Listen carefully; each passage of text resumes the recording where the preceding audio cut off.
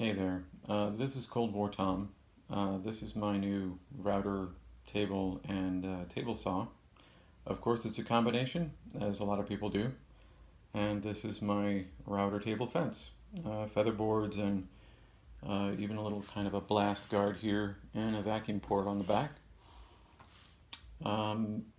This one I built out of extruded aluminum, which you would normally use to build some kind of CNC device or laser engraver, or maybe a 3D printer, but I don't see them done with the 2080s like this. They're usually just the single 2020s.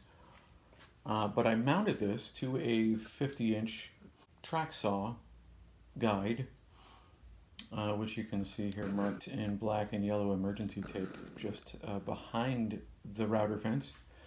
And that's so that I can remove it with a quick release of the clamp. I can adjust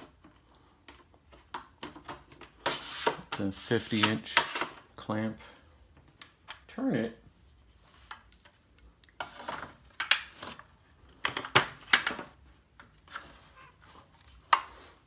quickly remove a few thumb bolts and take out the things we don't need, maybe leave the feather board on there, and instantly this turns itself into a rip fence for my table saw.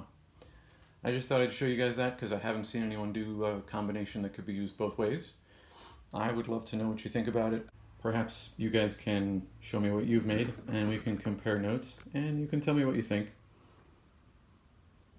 Thanks for watching.